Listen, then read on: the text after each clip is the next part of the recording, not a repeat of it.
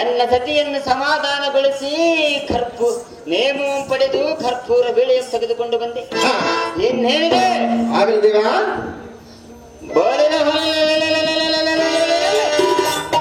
ವೇದಿಕೆ ಕ್ಷೇಮವನ್ನು ತೋರಿಸಿದೆತ್ತೊಡೆ ಆದಿತ್ಯ ನಂದನನಾಗಿ ಮೂರ್ಛಗವನ್ನು ಬೇದಿಪ ಸರಚಂದನವುಳ್ಳವನಾಗಿ ಸಾರ್ಥಕವೇನು? ಏ ಸಾರಥಿ, ಈಗಿಂದೇ ಈ ದುರ್ಯೋಧನ ಮಹಾರಾಜನ ಮೆತ್ತ ಬರೆಯೋಣ ಜಾಗೃತಿ.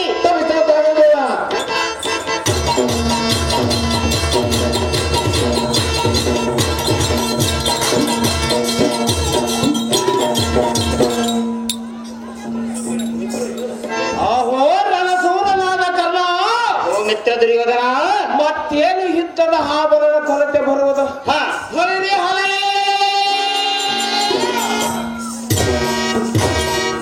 ಸಂಪೂರ್ಣ ಬಾಲಕ್ಕೆ ಈ ಗುರುಭೂತಿಯ ನಿರ್ಭಯವಾಗಿ ನಿಂತಿರುವನು ರವಿನಂದನ.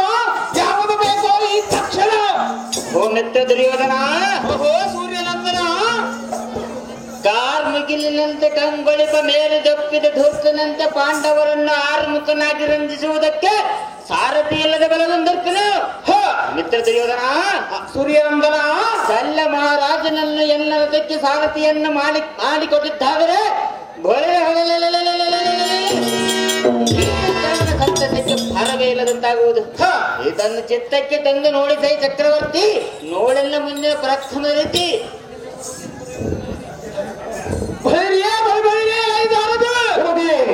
ಶಲ್ಯ ಬಹುಪತಿಯ ಮತಿ ತೀವ್ರವಾಗಿ ಗುರುರಾಯನ ವರಸಭೆಗೆ ಬಾರೆಂದು ನಿಲ್ಲದೆ ಹೋಗಿ ಕರೆತೊಲೆಯುವುದ ಹೋಗಲಿ ಜಗದ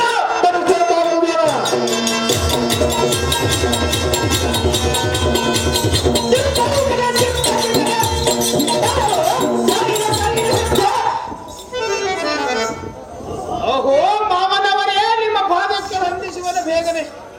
ಜಯವಂತನಾದ ಕೌರವೇಂದ್ರ ಎನ್ನಂಬರ ಮಾಡಿದ ಕಾರಣವೇನು? ಚೆನ್ನಾಗಿ ಪಳೈ ಕೌರವೇಂದ್ರ ಸತ್ಕೀರ್ತಿ ಸಾಂದ್ರ. ಓಹೋ ಮಾವ, ಓ ಕೌರವೇಂದ್ರ, ಎನ್ನ ನುಡಿಯನ್ನು ನಡೆಸಿದೆಯಾದರೆ ನೀನೇ ನನ್ನ ಜೀವ ಉಳಿಸದಂತಾಗುವುದು. ಏನಾದರೂ ಮಾಡಿ ಈ ಕಾಳವನ್ನು ಗೆಲ್ಲುವ ತ್ರಾಣ ನಿನ್ನಲ್ಲಿರುವುದು, ನಿನ್ನ ಮೇಲೆ ಹೆರಿಗೆ ನಂಬಿಕೆ ಆಗಿರುವುದು. ಮಾವ, ನಿನ್ನಿಂದಲೇ ನಡೆಯಲಿ ಈ ಕಾಳವ. ಅಹೋ ರಾಜೇಂದ್ರನಾದ ಗುರುಭೂಪತಿ, ಏನಿರುವುದು ನನ್ನ ಮನಸ್ಸಿನ ಅರಿತೆ. ಅಹೋ ಮಾವನವರೇ, ಪದ್ಮಾಕ್ಷನ ಕಪಟೋಪಾಯಕ್ಕೆ ನೀನಾದ ಜ್ಯೋತಿ ಬಿಡುವೆ. ಸೋಲು ಗೆಲುವೆಂಬುದು ದೇವರಾಜ್ಯನವಲ್ಲದೆ ಅದೇನು ಸಂಗತಿ ಹೇಳ್ತಾದರೆ ಸಾಧ್ಯ ಅಸಾಧ್ಯ ತಾನೇ ತಿಳಿಯುವುದೇ ಕೌರವೇಂದ್ರ ಸತ್ಕೀರ್ತಿ ಸಾಂದ್ರ.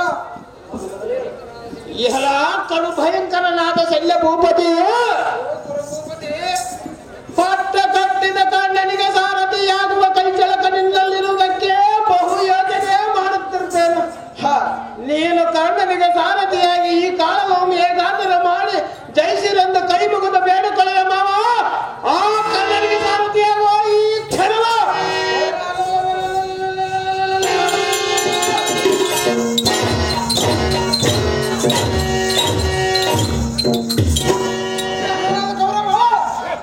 ನಿನ್ನ ಜಾಗಕ್ಕೆ ಬಂದಿರುವನೆಂದು ಇಂಥ ಹೀನವಾದ ನುಡಿಯನ್ನು ನುಡಿಯುತ್ತಿರುವಲ್ಲ. ಭೂಮಿ ಪುನಾದ ಬಲವಂತನು ನಾನು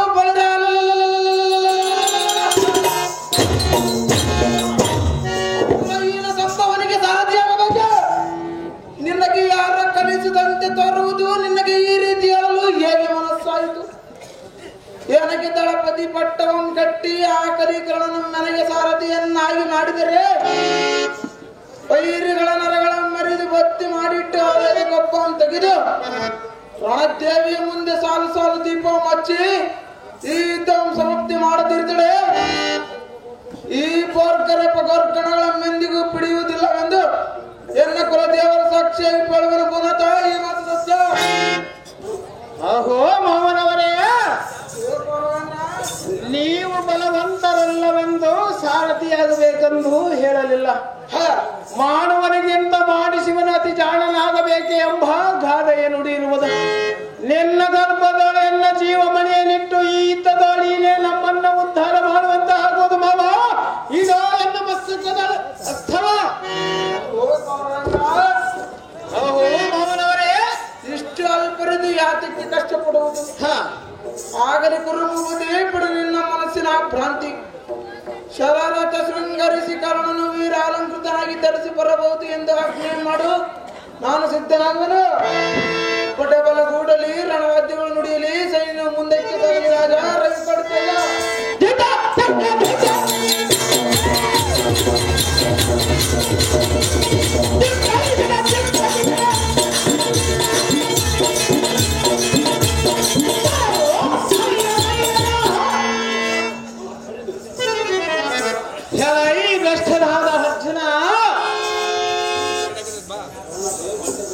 ಈ ಭ್ರಷ್ಟನಾದ ಗೌರವ ಬಾಯಿ ಮುಚ್ಚಿಕೊಂಡ ಸುಮ್ಮನಿರದೆ ಕಚ್ಚ ಭಾಷೆಯನ್ನು ಹಾಡುವೆಯ. ಸಹಜವಾಗಿ ಆಡುವನೆಲ್ಲ ಈ ಬಂಡ.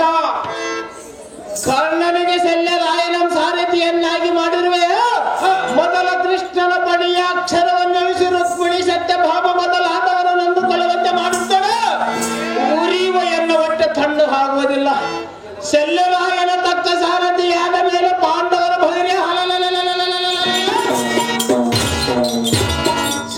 ಪಾಂಡವರ ಶಿರವನ್ನು ನೆಲೆಗೊಳಿಸುವ ಸಮರ ಸನ್ನದ್ಧವನ್ನು ಕಳಿಸಿಕೊಳ್ಳುವೆ. ಹಿಂದೆ ಹೋಗುವೆ.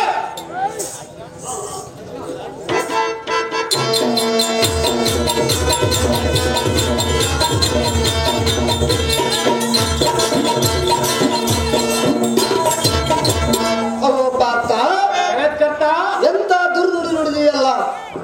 ಈ ದಿನ ಮಣಿಪುತ್ರನ ಕ್ರಮವನ್ನರಿಯದೆ ತನ್ನ ಬ್ರಹ್ಮ ಬಂದವಂತೆ ಸುರಶಕ್ತಿಗಳನ್ನಾಡಿದೆಯಲ್ಲ.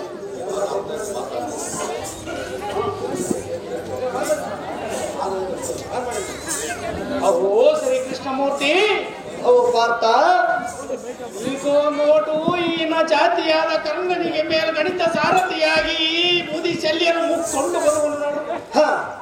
ಇಂಥ ಏಡಿಗಳಾದ ಶಲ್ಯಾದಿ ಕರ್ಣನ ಮತಿ ಜಾಗೃತಿಯಿಂದ ಒಡೆದು ಉಳಿಸಿಬರು ಮುಖಂಡ ಇವರಿಬ್ಬರ ಪ್ರಾಣ ಹೋಗುವುದರಿಂದ. ಅವು ಪಾರ್ಥ ಜಗತ್ಕರ್ತ ಎಂತ ದುರ್ನುಡಿ ನುಡಿದೆಯಲ್ಲ. ಹಾಗೇನು ನುಡಿದಿರುವನು? ಈ ದಿನ ಮಣಿಪುತ್ರನ ಕ್ರಮವನ್ನರಿಯದೆ ತನ್ನ ಬ್ರಹ್ಮನ ಬಂದವಂತೆ ಸುರಶಕ್ತಿಗಳನ್ನಾಡಿದೆಯಲ್ಲ. ಧರಣಿಪನಾದ ಸಲ್ಲರಾದನು ಸಾರಥಿಯಾಗಿ ಮೂರ್ಮರ್ತ ಗರಗಣವನ್ನು ಕರೆದು ಹಿಡಿದು ವೀರಾಲಂಕೃತನಾಗಿ ನಡೆದು ಬಂದನು. ಅರ್ಜುನ ಶರವಲ್ಲದರೆಗಿಟ್ಟು ಲಂಗೋಟಿಯನ್ನುಟ್ಟು ಸನ್ಯಾಸಿಗಳಂತೆ ಮೈಗೆ ಬಣ್ಣವನ್ನು ಬಡಿದುಕೊಂಡು ಲೆಕ್ಕವಿಲ್ಲದ ಸೂರ್ಯನಿಗೆ ಇದು ಗಾಬರಿಯಲ್ಲದೆ ಮತ್ತೇನು. ಅರ್ಜುನ ಭಾನುನಂದನನ ಸರಸಮರವು ಭಾನುನೇತ್ರನಿಗಾದರೂ ಹೊಸದಳವು. ಇಂಥ ಬಲ್ಯದ ಸರಸಮರವನ್ನು ಬಿಟ್ಟು ನಿನ್ನಲ್ಲಿಗೆ ಮಲ್ಲ ಇದ್ದಕ್ಕೆ ತಿಕ್ಕಾಡುವುದಕ್ಕೆ ಬರವರೇನ ಪಾರ್ಥ ತಿಳಿದು ನೋಡೇ ಇದರ ಅರ್ಥ.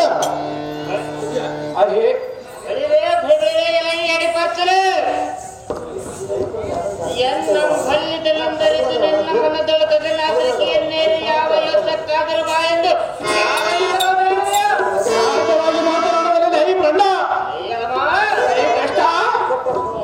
ನೆಲ್ಲ ಮಾರ್ಮಲದ ತೋಳುಗಳ ಕೋರ್ಕಣೆಗಳನ್ನು ತೆಗೆದುಕೊಳ್ಳುತ್ತಿರುತ್ತದೆ.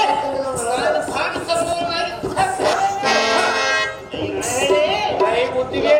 ಮೊದಲು ಅಜ್ಞಾತ್ರವನ್ನು ತೊಟ್ಟು ನಿನ್ನ ನಾಲ್ಪಡಿ ಎಟ್ಟಿರುವುದೆಂದು ತಿಳಿದ ನಂತರ ಮತ್ತೆ ಕಾದಾಡುವನಾದರೂ ಕರ್ಣ ಯಾವ ವಿಜಯವಂತ ಯಾವ ವಿಜಯವಂತ ಮಠವನ್ನು ತುಂಬಿ ತೊಳುಕಾಡುವ ಪರಾಕ್ರಮವೇನು? ನಮ್ಮ ಕೈಯಲ್ಲಿಗೆ ಹೋಗಿ ವಾಕ್ಯವನ್ನಾಡಿ ಸನ್ಮಾರ್ಗವಂತರ ಮೈಯೆಲ್ಲ ಅಂಬುವಿನ ಗಾಯ ಮಾಡಿ ರಕ್ತವನ್ನು ಹೋಗಿರುವೆಯಾ? ಏ ಬಂಟಕರ್ಣ, ಹೇಳಿ ಪಾತ್ರ ನಿನ್ನ ಹೆಗ್ಗಳಿಕೆಯನ್ನ ಮುಂದೆ ತೋರಿದ್ದಾದರೆ ಬಾಪುರೇ ಕಲಿಕರ್ಣ ನಿಂತು ಕೊಂಡಾಡುತ್ತಿದ್ದೆ ಮೂರ್ಖ.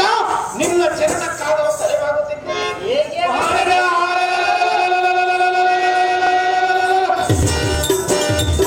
ಇನ್ನು ಎಸದ ಅಗ್ನಿಯಾತ್ರ ಮರೆಗಡಲು ಈ ಜಲಾತ್ರ ಮೂಡಿ ಪರಚಾಲಿಕ್ಕೂ ನಿರ್ಧರಿಸಿಕೊಳ್ಳ ಬೆಳಿತ ಪಾರ್ಥ, ನಾನು ಲೋಕದಲ್ಲಿ ಅತಿ ಸಮರ್ಥನೆಂದು ನಿನ್ನ ಗುರುತಿಲ್ಲದವರು ಮುಂದೆ ಹೇಳಿದಂತೆ ಎಲ್ಲ ಮುಂದೆ ಹೇಳಿದ್ರೆ ಕೇಳದವರು ತಲೆ ಹಾಕಿದ್ದ ಕೇಳುವರಲ್ಲದೆ ಈ ಭಾವನಂದನ ರೋಮವು ಸಹ ನಡೆಯುವುದಿಲ್ಲ. ನೀ ನೆಸೆದ ಜ್ವಾಲಾಂತರಕ್ಕೆ ಬಳಿರೆ ಈ ರಣಮಂಡಲದೊಳು ಖಂಡಿಸಿರುವನು.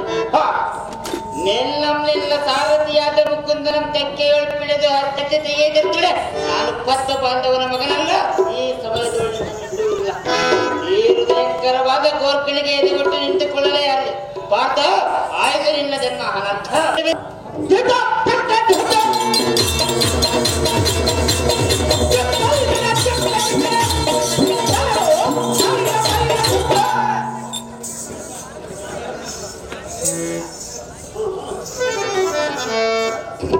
ತಪ್ಪು ಮಾಡಿದ ಕಾರಣ ಅಹೋ ಶಲ್ಯರಾಜ, ನಿನ್ನ ಪರಾಕ್ರಮಕ್ಕೆ ನಾನು ಮೆಚ್ಚಿದೆ.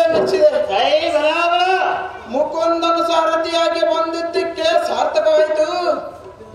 ಅರ್ಜುನನ ರಥ ಆಕಾಶದೊಳ ಸುಳಿ ಗಾಳಿಯಂತೆ ತಿರುತಿರುಗಿ ಭೂಮಿಗೆ ಬಂದಿತ್ತು. ನಿನ್ನ ನೇಮದಿಂದ ಅರ್ಥವನ್ನು ಗಮನಿಸಿ ನಿನಗೆ ವಿಜಯವಾಗಲಿ ರವಿತನಯ ನನಗಾಯಿತು ಆಶ್ಚರ್ಯ.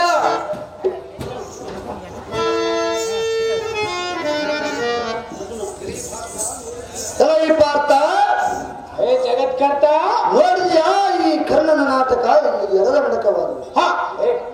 ಇವನ ಅತ್ಯುನ್ನತ ಪರಾಕ್ರಮಿಗೆ 3 ಮೂರ್ತಿಗಳಿಗೆ ಉಪಸವಾಗಿರುವುದು. ಅಂದ ಮಾತ್ರದಲ್ಲಿ ಇವನ ಯುದ್ಧ ವಿಚಿತ್ರವಾಗಿರುವುದು. ಅರ್ಜುನ, ಬ್ರಹ್ಮಾಂಡವ ಮೊದಲ ತುಂಬಿದ ನಿರ್ಮಲ ಮೂರ್ತಿಯು ನಾನು.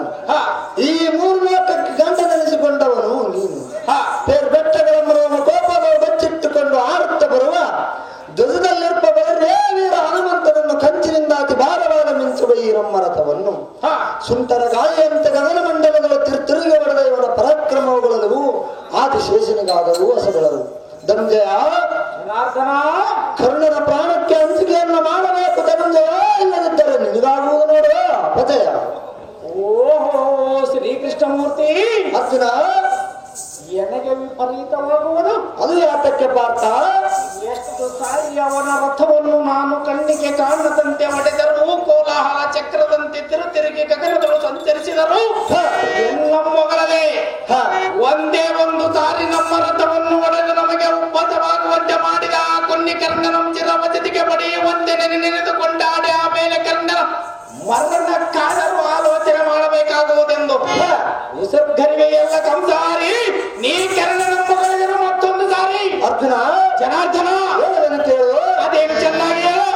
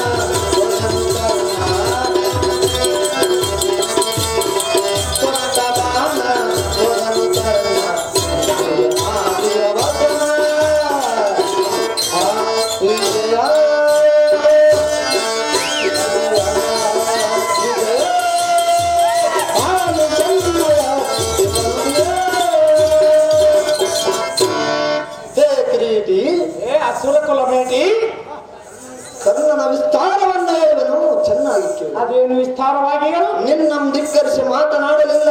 ನಿನಗಿಂತ ಕರ್ಣನೇನು ಹೆಚ್ಚಲ್ಲ. ಅವನ ಉನ್ನತವನ್ನು ಭುವನವಲ್ಲ ತಿರುಗುವಂತೆ ನೀ ಹೊಡೆದರು. ಇದು ಮೂರ್ಖರಿಗೆ ವಿಚಿತ್ರವಾಗಿರುವುದು, ನಿನಗಾದರೂ ಆಶ್ಚರ್ಯವಾಗಿರುತ್ತದೆ. ತ್ರಿವಿಕ್ರಮಾಂತರು ನಿನ್ನ ರಥದಲ್ಲಿರುವಾಗ ವೀರತನಾಗಿ ಹೂಡಿದ ಬಾಯಿ ಉಡುಬಡಿಯಾಗುವಂತೆ ಮಾಡಿದವನ ಹೆಗ್ಗಳಿಕೆಗಾಗಿ ತಲೆ ತೂಗಿದೆ. ಅರ್ಜುನ, ಜನಾರ್ದನ ಎಂದಕ್ಕೆ ಸೂರ್ಯನಾರಾಯಣನು ಈ ಕರ್ಣನಿಗೆ ಪ್ರೇಮದಿಂದ ಕರ್ಣಕುಂಡಲ ಅಮೃತ ಕಲಶಗಳನ್ನು ಕೊಟ್ಟಿರುವನು. ಈ ಎರಡರಲ್ಲಿ ಒಂದು ವಸ್ತುವು ನಿನ್ನಲ್ಲಿ ಗಟ್ಟಿಯಾಗಿದ್ದರೆ ತ್ರಿಮೂರ್ತಿಗಳಿಗೂ ಕಟ್ಟುಗಿರದ ನಿನ್ನ ಮೈ ಮೇಲೆ ಕೈ ಎತ್ತಿ ಬಂದರೂ ನಿನ್ನ ಪ್ರಾಣಕ್ಕೆ ದಕ್ಕಿಲ್ಲವೆಂದು ಹೇಳಿದನು. ತಿಳಿಯಿತೆ ಸವಸಾಚಿ, ನಿನ್ನ ಉದ್ದೇಶವಾಗಿ ಕೃಷ್ಣನ ಪಡುವ ಕಷ್ಟವು ಇಷ್ಟೇ ಇರುವುದೆಂದು ಹೇಳಲಿಕ್ಕೆ ಸೃಷ್ಟಿಕರ್ತನಿಗಾದರೂ ತಿಳಿಯರು. ನೀನು ಮನ ಬಂದಂತೆ ಎನ್ನ ಮೇಲೆ ನಿಷ್ಠೂರಗೊಳ್ಳುವೆಯ. ಗಟ್ಟಿಸಿ ನೀನು ರಥವನ್ನು ಬಿಟ್ಟು ಹೋಗುವಂತೆ ಹೇಳುವೆಯಲ್ಲ, ಹಾಗಾದರೆ ನೀವೊಂದು ಯುಕ್ತಿಯನ್ನು ಕೇಳುವೆನು, ಚೆನ್ನಾಗಿ ಕೇಳು. ಅದೇನು ವಿಸ್ತೀರ್ಣವಾಗಿ ಹೇಳು. ಆ ಸ್ವಲ್ಪ ಬಾಣವು ನಿನ್ನ ನೆತ್ತಿಯನ್ನು ಮೆಟ್ಟುವುದಕ್ಕೆ ಆ ಕರ್ಣನು ನಿನ್ನ ಕಂಠಕ್ಕೆ ತೊಡುವೆಂದು ಆಜ್ಞೆಯನ್ನು ಮಾಡುವನು. ಪಾರ್ಥ, ಆ ಕರ್ಣನು ಆ ಬಾಣವನ್ನು ನನ್ನ ಕಂಠಕ್ಕೆ ತೊಟ್ಟು ಸೆಳೆದು ಬಿಟ್ಟ ಮಾತ್ರದು ಆ ಬಾಣವು ಸಿಟ್ಟಿನಿಂದ ಅರ್ಪಡಿಸುತ್ತಾ ಬರುವುದರೊಳಗಾಗಿ ನಾನು ನಮ್ಮ ರಥವನ್ನು ನನ್ನ ಎಡಗಟ್ಟಿನಿಂದ ಮೆಟ್ಟಿ ಭೂಮಿಗಿಳಿಯುವಂತೆ ಮಾಡುವೆನು. ಆಗ ನೀನು ನಿನ್ನ ಶಿರವನ್ನು ಸ್ವಲ್ಪ ತಗ್ಗಿಸು. ಆ ಬಾಣವು ನಿನ್ನ ನೆತ್ತಿಯ ಮೇಲಿನ ಕಿರೀಟವನ್ನು ಕಿತ್ತಿಕೊಂಡು ಹೋಗುವುದು. ಈ ಯುದ್ಧದಲ್ಲಿ ಆ ಸರ್ಪಾತ್ರ ಭಂಗವಾಗುವಂತೆ ಮಾಡುವೆನು. ಈ ಸರ್ಪಾತ್ರವು ಬಯಲಾದ ಮೇಲೆ ಆ ಕರ್ಣನ ಅರ್ಧ ಶಕ್ತಿಯೇ ಹೋಗುವುದು. ಈ ಕಂಟಕ ಒಂದು ಬಯಲಾದರೆ ಸಾಕು, ಮುಂದೇನಾಗುವುದು ನೋಡಿಕೊಳ್ಳೋಣ ಧನುಂಜಯ. ಈ ರೀತಿಯಾಗಿ ಕೊಡುವೆ ನಿನಗೆ ಅಭಯ, ಬಿಡುವಾಗ ನೀ ನಿರ್ಭಯ. ಆಗಲಿ ನಿಷ್ಠನಂತಾಗಲಿ ಪರಮಾತ್ಮನೇ.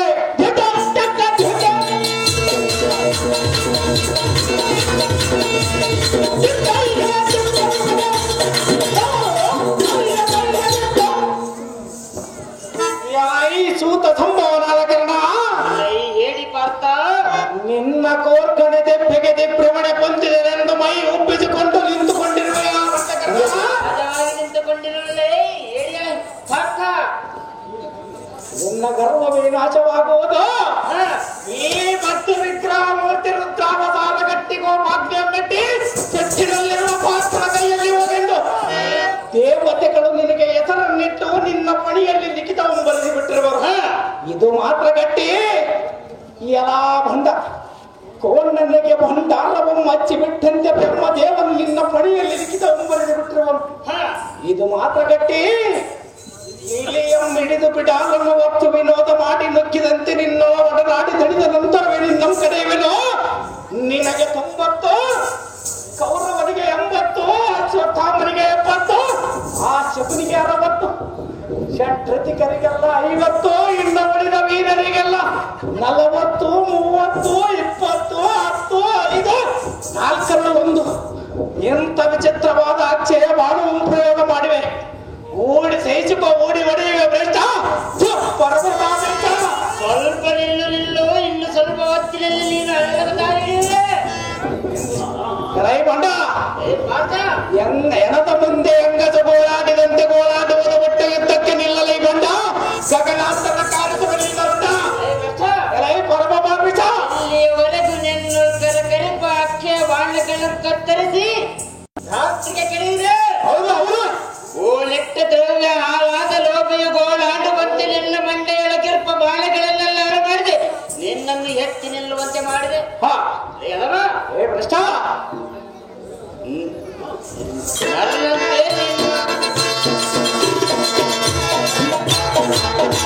ಋಣಪಾದದಿಂದ ತೋಳನ್ನೆತ್ತಿ ನನ್ನಂತೆ ನಿನ್ನ ಬತ್ತಲಕ್ಕೆ ಎಂಬರ ಜಳೆದು ಎತ್ತಿ ನಿಲ್ಲುವಂತೆ ಮಾಡಿದೆ. ನಿನ್ನ ನಾಟಕವಲ್ಲ ಇಲ್ಲಿಗೆ ಮುಗಿಯಿತು. ನಿನ್ನ ತಂದೆ ತಾಯಿಗಳನ್ನು ಧ್ಯಾನ ಮಾಡಿಕೊ.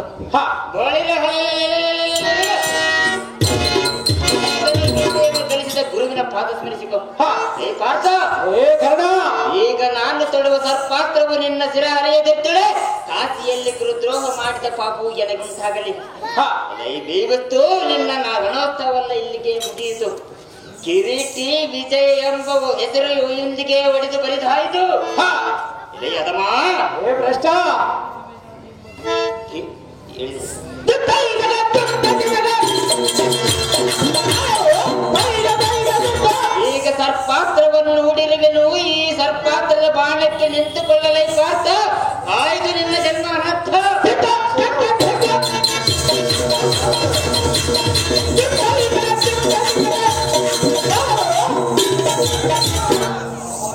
ಆಹಾ ಏನಿದು ಆಶ್ಚರ್ಯವು!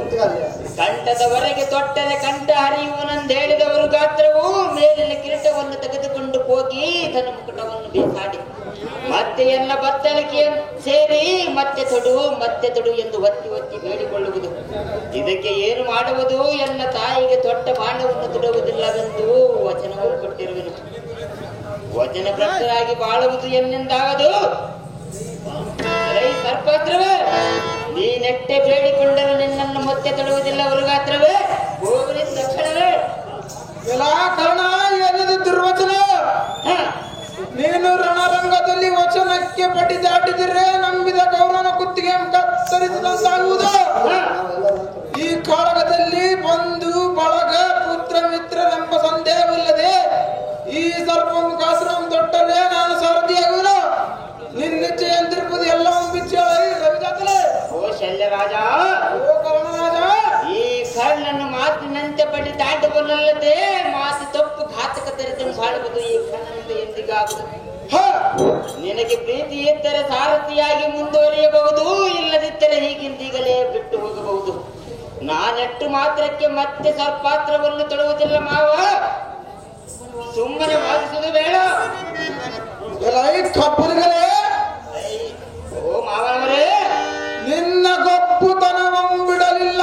ಕೊಪ್ಪಿದ ಕೌರವನಂ ಕೆಡವಿ ಕಣ್ಣಳ ಮಣ್ಣು ಗೊಬ್ಬರವನ್ನು ತುಂಬಿಬಿಟ್ಟೆ ಅಲ್ಲ.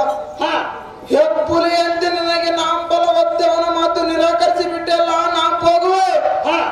ನಿನ್ನ ಸಹವಾಸವೇ ಬೇಡ. ಸಾಕು ಸಾಕು ಕಾಕುಮತಿ. ಕೌರವನಲ್ಲಿ ಅರ್ಜಿಯನ್ನು ತಿಳಿಸಲು ಈಗಲೇ ಹೋಗುವನು. ಜಾಗೃತಿ ಬಳಿರೆ ಸಾರಥಿ, ಜಾಗೃತಿಯಿಂದ ಈ ವಿಷಯವನ್ನು ಕೌರವನಲ್ಲಿ ಹೇಳಲಿಕ್ಕೆ ಹೋಗೋಣ. ನಡೀಲ ಸಾರಥಿ, ಅತಿ ಜಾಗೃತಿ.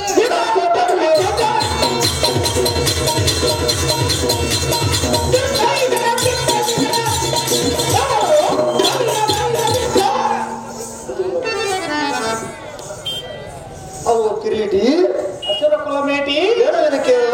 ಅದೇನು ಚೆನ್ನಾಗಿ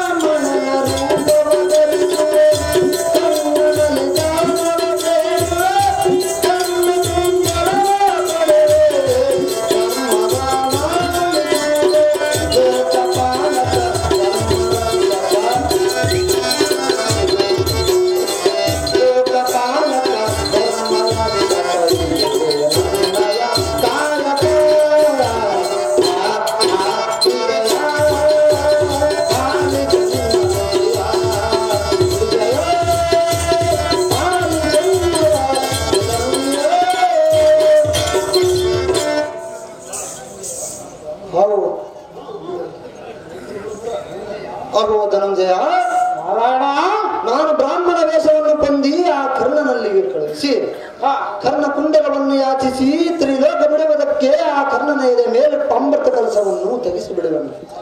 ಆಗ ನೀನು ಜಲವನ್ನೇರಿಸುವುದಕ್ಕೆ ಪಾಶುಪತಸ್ತ್ರವನ್ನು ಪ್ರಯೋಗ ಮಾಡು. ಕೇಳಿದೆಯಾ ಪಾರ್ಥ? ಇದಕ್ಕೆ ನೀನು ಇಂದು ಮುಂದೆ ನೋಡದೆ ಈ ಕೆಲಸವನ್ನು ಮಾಡು. ಇಲ್ಲವಾಗಲಿ ಈ ಮಹಾಯುದ್ಧಕ್ಕೆ ಭಂಗ ಬರುವುದು. ಆಗ ನಮಗೆಂದೆಂದಿಗೂ ಜಯವಾಗಲಾರದು. ನನ್ನ ಮನಸ್ಸಿನ ಸಂಶಯ ತಿಳಿಯಿತು, ನನ್ನ ಮನಸ್ಸಿಗೂ ನೆಲೆಗೊಂಡಿತು.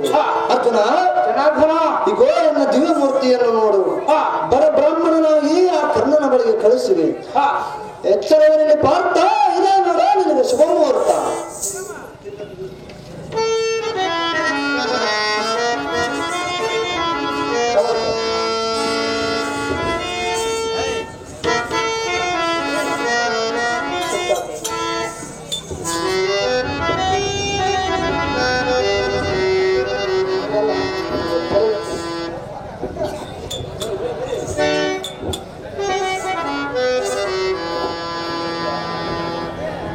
ಹಾಗೂ ಭಕ್ತ ಶಿರೋಮಣಿಯಾದ ಕರ್ಣ, ಓ ಬ್ರಾಹ್ಮಣೋತ್ತಮರೇ, ನೀನು ತ್ಯಾಗಿ ಎಂಬ ವಾರ್ತೆಯು 3 ಲೋಕದೊಳಗೆ ಪಸರಿಸಿರುವುದನ್ನು ಕೇಳಿ ನಿನ್ನ ಹತ್ತಿರ ಭಿಕ್ಷೆಯನ್ನು ಯಾಚಿಸುವುದಕ್ಕೆ ಬಂದೆನು. ಅವು ಕರ್ಣ ಮಹಾರಾಜ, ಓ ಬ್ರಾಹ್ಮಣೋತ್ತಮರೇ, ಈಗಿನ ಭಿಕ್ಷಕರ ಮಾತು ಬಹಳ ಮುಕ್ತದಾಯಕವು. ನೀನಾಗಿ ಕೊಡುತ್ತೇನೆನ್ನುವುದಾದರೆ ನಿಸ್ಸಂದೇಹವಾಗಿ ಕೇಳುತ್ತೇನೆ. ತಿಳಿಯಿತೇನಪ್ಪ ವೀರನಾದ ಕರ್ಣನೇ. ಬ್ರಾಹ್ಮಣೋತ್ತಮರೇ, ಅವು ಕರ್ಣ ಮಹಾರಾಜ, ನಿಮಗೆ ಯಾವ ವಸ್ತು ಬೇಕಪ್ಪ ಸ್ವಾಮಿ? ಸಜ್ಜನ ಭೇದೆ. ಅವು ವೀರಗ್ರೇಶ್ವರ, ಬ್ರಾಹ್ಮಣೋತ್ತಮರೇ, ನಿನ್ನ ಕಬಲ ಭಾಗದಲ್ಲಿ ಪ್ರಕಾಶಿಸುವ ಕರ್ಣಕುಂಡಲವನ್ನು ಅಮೃತ ಕಲಸವನ್ನು ನೀಡುವೆನು. ನನಗೆ ಬೇರೇನು ಬೇಡ ಕಂಡೆ ಏನಪ್ಪ ವೀರಾದಿ ವೀರನೇ. ಅಹೋ ಬ್ರಾಹ್ಮಣೋತ್ತಮರೇ, ಹಾಗೂ ಕಲಿಕರ್ಣನೇ, ಬ್ರಾಹ್ಮಣೋತ್ತಮರೇ, ಅವು ಕರ್ಣ ಮಹಾರಾಜರೇ, ಕರ್ಣನಿಗೆ ಪ್ರಾಣಕ್ಕಿಂತ ದಾನವೇ ದೊಡ್ಡದು. ನೀವು ಬೇಡಿದ ಕರ್ಣ ಕುಂಡಲ ಅಮೃತ ಕಲಸಗಳನ್ನು ಬೇಕೇ? ಹೌದು ಕರ್ಣ, ಆದರೆ ತೆಗೆದುಕೊಳ್ಳಿರಿ. ನನ್ನ ಪ್ರಾಣಕ್ಕಿಂತ ದಾನವೇ ದೊಡ್ಡದು ಸ್ವಾಮಿ. ಬಲ ಬಲ ಕರ್ಣ, ಈ ಭೂಮಂಡಲದಲ್ಲಿ ನಿನ್ನಂತ ತ್ಯಾಗಿಯು ನಿನ್ನಂತ ದಾನಸೂರ ಕರ್ಣ ಯಾರಲ್ಲವೆಂದು ಆ ಸೂರ್ಯಚಂದ್ರಾದಿರವರೆಗೂ ನಿನ್ನ ಹೆಸರು ಚಂದ್ರಾಕ್ರಯವಾಗಿ ಉಳಿಯಲೆಂದು ನಿನಗೆ ವರವನ್ನು ಆಶಿಸುವನು ಸೂರ್ಯಪುತ್ರ. ಜಗವಲ್ಲ ಬೆಳಗಲಿ ನಿನ್ನ ಚರಿತ್ರ.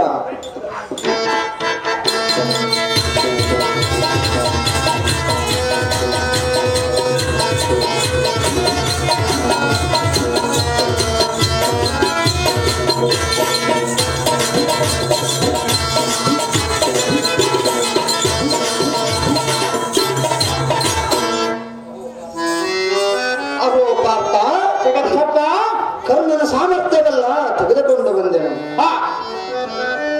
ಅದು ಅರ್ಜುನ, ನೀನು ಜಾಗೃತಿಯಿಂದ ಗಾಂಡೀವಿಯ ಪಾಶುಪದಾಸ್ತ್ರವನ್ನು ಹೂಡಿ ಈ ಕರ್ಣನ ಶಿರವನ್ನು ತೆಗೆಯುವಂತವನಾದ ಅರ್ಜುನ, ಮಾಡು ನೀನು ಗಾಂಡೀವಿಯ ಸಿಂಹಗರ್ಜನ. ಅಹೋ ದೇವಕಿ ನಂದನ, ಅಹೋ ಕುಂತಿ ನಂದನ, ಬಹುಳರೇ, ಈ ಕರ್ಣನನ್ನು ಎನ್ನ ಪಾಶುಪದಾಸ್ತ್ರದಿಂದ ಒಡೆಯಬೇಕೆಂದರೆ ಎನ್ನ ಮನಸ್ಸು ಒಡಂಬಡದು. ಅದು ಯಾತಕ್ಕೆ ಪಲ್ಗುಣ? ದೇಹವು ತತ್ತರಿಸುವುದು, ಕೈ ಕಾಲುಗಳು ನಡುಗುವವು, ಕರುಣಾರಸವು ಸಲಗೆ ಎನಗೆ ದುಃಖ ಕಾಣುವುದು. ಕೃಷ್ಣರಾಯ, ಇದೇನು ಆಶ್ಚರ್ಯ? ಕೇಳು, ಅದೇನು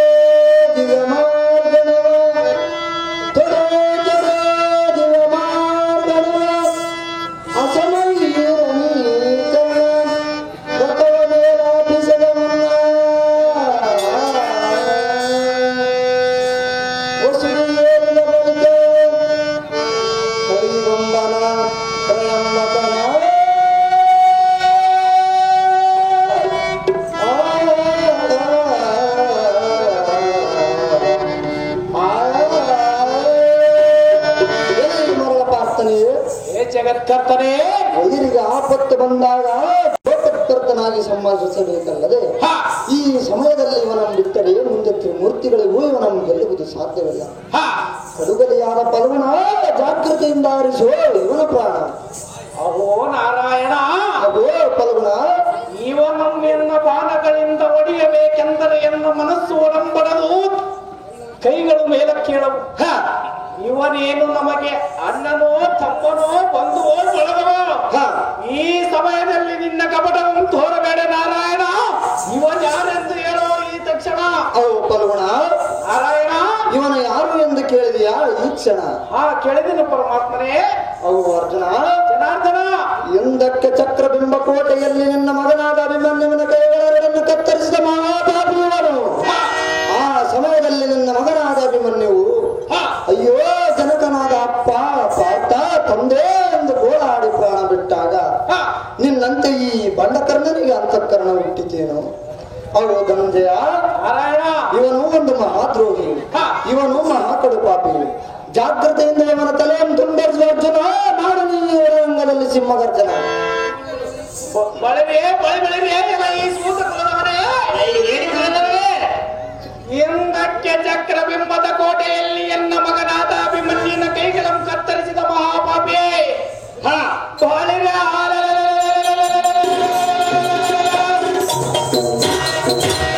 ಗಗನಾಂತರ ಕಾರ್ಯವನ್ನು ಜಾಗೃತಿಯಿಂದ ಯುದ್ಧಕ್ಕೆ ನಿಲ್ಲಲೈ ಬಂದ ಗಗನಾಂತರ ಕಾರ್ಯವನ್ನು ನಿಲ್ಲರುಂಡ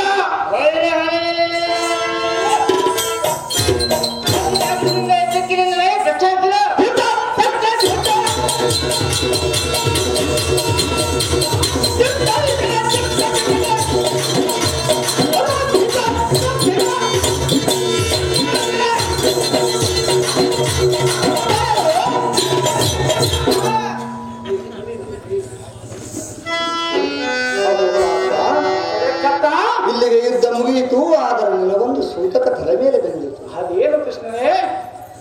ಅವು ಪಾರ್ಥ ಜಗತ್ಕರ್ತ ಹೇಳುವನೆ ಕೇಳು. ಅದೇನು ಚೆನ್ನಾಗಿ ಹೇಳು.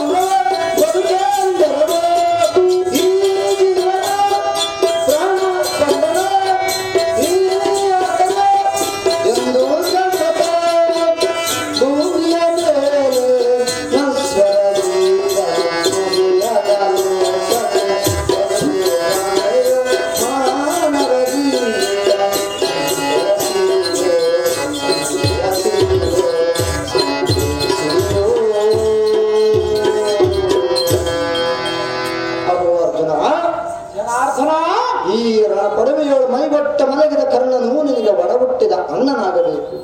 ಕೇಳಿದೆಯ ಪಾತ್ರ ಇವತ್ತಿಗೆ ಮುಗಿಯಿತೋ ನನ್ನ ಪಾತ್ರ. ಅಯ್ಯೋ ಅಯ್ಯೋ ಶಿವ ಶಿವ ಎಂತ ಮೋಸವಾಯಿತು.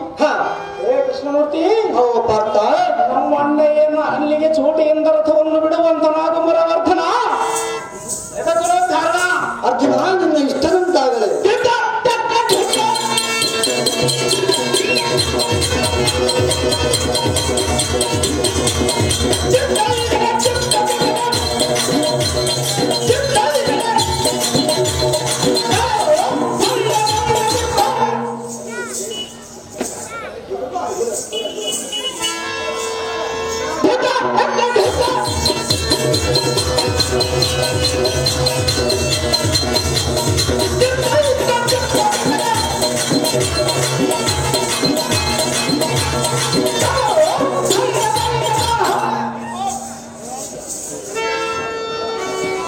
ಪದಾರ್ಥ